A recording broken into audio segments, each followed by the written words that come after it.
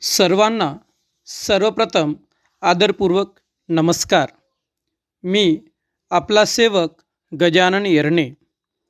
मी एकदा भगवत कार्य अनुभवविषयी एका परिवाराकडे भेट दिली असता मला त्या परिवारामध्ये कार्यकर्ता कसा असावा हा संदेश मिळाला.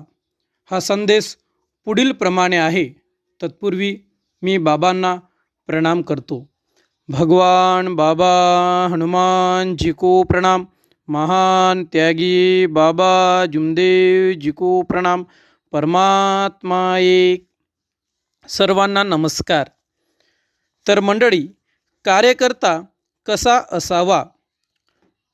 कार्य देणारा सेवक हा त्यागी, बुद्धिमान व निष्काम भावनेने कार्य करणारा असावा. तो स्वाभिमानी असावा. त्याला स्वतःच्या कर्तव्याची जाणीव असावी.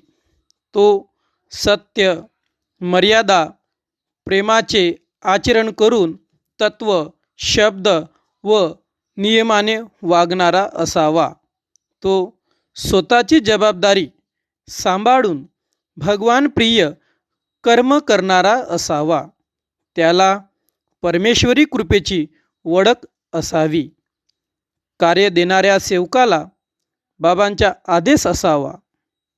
आशा, निराशा, यश, अपयश, मान, अपमान, स्तुती, निंदा ही द्रव्य जीवनात आली तरी ती सहन करण्याचे त्याच्यात मानसिक आत्मबल असावे. अशा प्रकारे कार्यकर्ता कसा असावा हा संदेश आहे. मंडळी, अशाच प्रकारचे नवनवीन सेवकांचे मनोगत, सेवकांचे अनुभव, मार्गदर्शन इत्यादी पाहण्याकरता आपल्या यूट्यूब चॅनलला लाईक, सबस्क्राईब करून शेअर करा. सर्वांना माझा आदरपूर्वक नमस्कार.